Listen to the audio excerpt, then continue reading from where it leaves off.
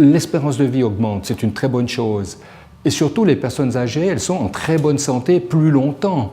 Donc, le projet Senior Plus, par exemple, qui vient d'être discuté au Grand Conseil, il a aussi tout un chapitre sur le marché du travail, la présence des personnes plus âgées sur le marché du travail. Qu'est-ce qu'il faut? Moi, je verrais dans ce domaine-là le grand défi. Et ce n'est pas que les pouvoirs publics, ce qu'on va pouvoir faire pour les personnes âgées. L'économie privée ou le privé, il est tout autant impacté, touché, et on attend beaucoup de lui aussi. Donc c'est un ensemble que la société doit réfléchir, coordonner. Moi je suis persuadée que dans l'État actuellement on ne met pas du tout assez d'argent dans la prévention, ça c'est vraiment sûr. Ensuite, il y a un certain nombre de mesures qui ont été prévues justement, on en parlait, ces cités accompagnées pour personnes âgées qui permettent quand même de contenir les coûts dans une proportion raisonnable. Et puis la dernière chose encore, je vous l'ai dit, c'est que ma foi, il faudra retrouver de la solidarité entre personnes âgées et jeunes notamment, pour qu'on puisse s'entraider. Je pense qu'on trouvera certainement des solutions créatives, je veux dire, en fait, ensemble avec tous les partenaires, pour vraiment à tout prix maintenir l'état actuel en fait, des soins, puis même si c'est possible, en fait, augmenter en fait, la qualité. Une mesure qui me tient particulièrement à cœur, c'est notamment toutes les mesures qu'on va développer ces prochaines années dans le cadre du nouveau plan de promotion et de prévention de la santé, puisqu'on va inclure un module spécifique personnes âgées pour lutter notamment contre les maladies non transmissibles, puisqu'on sait que ça génère 80% des coûts de la santé. C'est ça l'important, c'est de trouver des solutions pour que les gens restent en forme. Et puis après, ensuite, pour moi, il faut tout mettre en œuvre pour éviter que les gens doivent rentrer rapidement au home. Il faut retarder le plus longtemps cette échéance. Je dirais même que c'est vraiment quand ils doivent être médicalisés qu'il faut dire, voilà, maintenant c'est le moment de rentrer au home. Avant, il faut tout mettre en œuvre. Et là, les soins à domicile jouent un rôle, je dirais, prépondérant. Il faudra faire face à ces coûts. Et le canton devra trouver les moyens pour prendre soin de toutes ces personnes qui seront soit en EMS, soit sur d'autres structures, quoi. Et je pense que c'est une priorité parce que, après, il y a des choix politiques qui doivent se faire, mais on doit prendre soin des personnes qui auront contribué durant leur vie à promouvoir une croissance économique dans notre canton. Il s'agira de maintenir le même niveau de qualité des soins pour ces personnes-là dans 20, 30 ans ou 40 ans. Un petit truc qu'on donnera le jour le jaune, voilà, c'est un petit bracelet. Okay. Ça s'appelle Just for Joke. Je l'ai mis au poignet droit, ça vous convient aussi. Non, mais les couleurs sont aussi...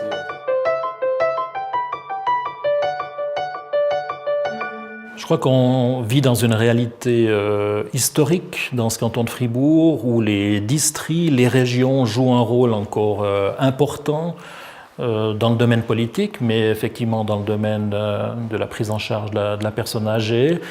Et ce serait probablement une erreur de faire fi de cette réalité du terrain pour vouloir tout centraliser au niveau de l'État. Il faut au contraire, je dirais, mobiliser ces forces vives dans les régions, les dynamiser, les accompagner, les encadrer. Dans le désenchevêtrement des tâches qu'on est en train de faire actuellement à l'État de Fribourg,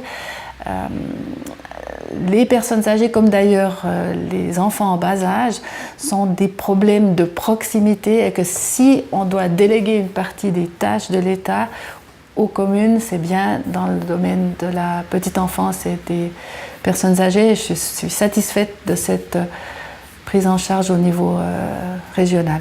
Je pense qu'il y a toute une série de choses intéressantes dans la vision Senior Plus. Par contre, il faut que la réalisation de cette vision ne débouche pas sur un monde des soins où dans chaque petit coin du canton on commence à définir des choses différentes, à vouloir bricoler des choses dans son coin. Je pense que ce n'est pas la volonté de la conseillère d'État d'ailleurs. Par contre, il peut y avoir des intérêts locaux qui se disent on va faire les choses chez nous, ce sera plus efficace que si on fait les choses ensemble.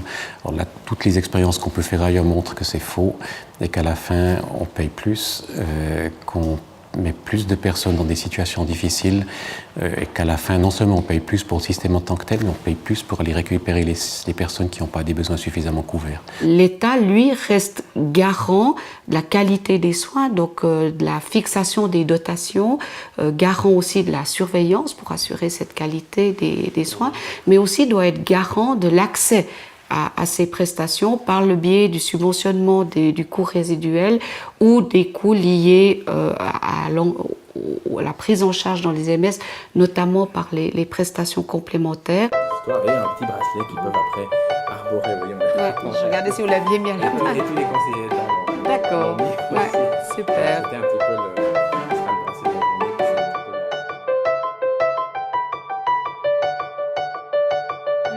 On voit bien que le manque de coordination actuellement dans le canton de Fribourg est vraiment un problème. Si on regarde la coordination d'une part entre les EMS et les services d'aide de soins à domicile, entre les EMS des services d'aide de soins à domicile et les hôpitaux, on doit absolument améliorer cette coordination, faute de quoi on n'arrivera pas à relever le défi qui nous est posé par l'augmentation du nombre de personnes âgées dans notre canton. S'il y a quelqu'un qui est censé tout coordonner de manière centralisée, c'est peut-être pas le but non plus. Il y a peut-être aussi une responsabilité des régions de se mettre ensemble, des communes de se mettre ensemble, et des associations de communes aussi de se développer pour gérer ce type de demande. Et ça, c'est des éléments pour moi clés dans le développement. Le rôle du canton dans cette coordination est absolument primordial, donc il sera responsable de la coordination des réseaux médico-sociaux ainsi que de la coordination avec les hôpitaux. Et effectivement, dans ce cadre-là, il est prévu de créer une commission qui réunira l'ensemble des partenaires autour de la table où on pourra aussi relayer les problèmes qui sont rencontrés sur le terrain. On a parlé tout ce qui peut se faire au niveau régional, ce que je souhaite qu'il se fasse au niveau régional avec le dynamisme que connaissent les régions. Mais évidemment, quand on vient dans le pointu, il faut une coordination. Parce que le tourisme des EMS, etc., et la coordination, elle doit se faire par l'État. Mais vous avez raison. En fait, tout ce qu'on a discuté... ouais, tout à fait.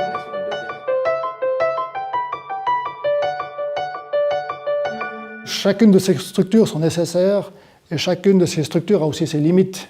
Si on prend le cas des soins à domicile, par exemple, je pense que c'est envisageable s'il y a aussi de la famille proche, pas très éloignée de la personne. Si on prend le cas d'une personne âgée qui vit seule, qui est au bénéfice des soins à domicile, c'est aussi utile d'avoir peut-être des enfants ou de la parenté qui n'est pas si éloignée de là où vit la personne âgée. Et les EMS ont aussi leurs limites. On réserve maintenant le fait d'aller résider en EMS pour des cas, je dirais, moyens à lourds. Et je pense quand même que le maintien à domicile est la meilleure chose. À domicile, dans la maison qu'on avait jusque-là, ou dans un nouveau domicile, puisqu'il y a quand même maintenant des accompagnements dans des appartements adaptés avec une gérance qui s'occupe des personnes âgées, enfin, type ce qui vient d'être construit au passage Cardinal, où je remarque que les gens sont assez satisfaits, et où on peut aussi faire, pas seulement des ghettos, entre guillemets, pour personnes âgées, mais effectivement des lieux de rencontre intergénérationnelles. Je suis convaincu que les gens ils sont heureux chez eux aussi. Après, il y a des limites. Moi, je vois un exemple personnel, c'est celui de mon père et de ma mère. Mon père avait 10 ans de plus que ma mère. Les 5 dernières années de sa vie, il était impotent à la maison, et puis du coup, il n'y avait plus de relations sociales, il n'y avait plus de contact, ou beaucoup moins. Puis le fait de pouvoir aller dans un home, avec une prise en charge dans le home, pas loin de l'habitation, mais ça suffit pour que de nouveau, il y a les échanges, les contacts, aussi pour ma maman. Ça a été un élément extrêmement important. Entre maintien à domicile, structure intermédiaire, home au sens plus traditionnel du terme, hôpital léger, hôpital plus lourd, on a un glissement progressif et on doit avoir un mécanisme qui nous permet de dire on est au meilleur endroit possible à chaque moment. Le tribunal fédéral a décidé dernièrement que l'efficacité en francs et en centimes n'était pas le seul critère, qu'on doit aussi tenir compte de la qualité de vie des gens, même si c'est une solution qui peut être un tout petit peu plus coûteuse. Et je trouve que cette recherche d'équilibre dont on fait part les juges sur un cas tout à fait concret devrait être un peu notre fil rouge. Ça signifie meilleure qualité de vie possible. Avec un léger surcoût, ça peut donner du sens. Des fois, quand on calcule à très court terme, on paye plus cher à long terme si on ne fait pas un petit peu attention. Et puis toujours la vision d'ensemble, parce que c'est comme là que notre système perd beaucoup aujourd'hui. C'est par manque de coordination et manque d'optimisation entre les besoins du patient et puis l'offre qu'on lui met à disposition. C'est le petit bracelet attitude réseau. On l'offre pour le... Il est bien, il ne vaut pas que pour la santé. C'est vrai, c'est vrai.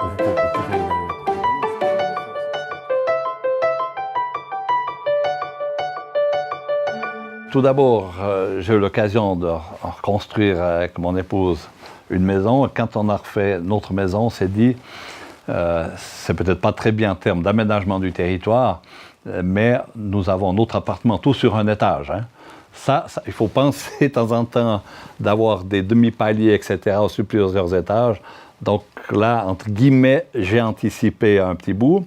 Alors évidemment, après, l'objectif, c'est de rester le plus longtemps possible. Je dois dire, si je peux un jour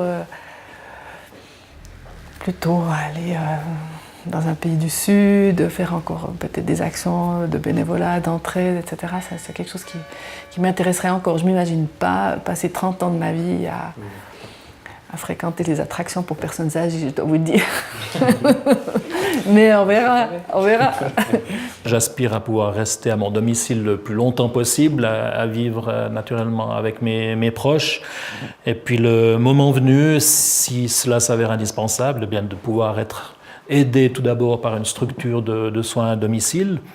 Et au final, naturellement, d'être pris en charge dans un EMS, en assumant dans toute la mesure du possible aussi ma prise en charge sous l'angle financier. Moi, j'aimerais pouvoir choisir, c'est-à-dire que dans le canton de Fribourg, il puisse y avoir différentes offres qui soient proposées et qui correspondent finalement aux besoins des personnes. Moi, je souhaiterais que, le moment venu, si ça m'arrive, je puisse bénéficier de la même qualité des soins qu'on donne aujourd'hui en EMS, et je ne doute pas que ce sera le cas dans le plus tard possible, dans 40 ou dans 50 ans. En tant que personne âgée, j'aimerais tout d'abord être respecté, je pense. Ça, c'est la chose la plus importante. Et vivre le quatrième âge de ma vie en toute dignité. Je pense que ces deux termes, c'est relativement important pour moi. Donc, respect et puis dignité. Et puis, bien évidemment, je serais aussi très reconnaissant de pouvoir compter sur une prise en charge optimale, de préférence dans ma langue maternelle aussi. Ich glaube, es ist wirklich auch wichtig, dass die Leute in ihrer Muttersprache gepflegt werden können. Quand on voit des personnes qui restent chez elles à la maison, mais complètement isolées, toutes seules, l'idéal de mourir à domicile et de rester chez soi jusqu'au bout s'estompe un tout petit peu. Je pense qu'il y a différentes formes qui dépendent finalement des individus.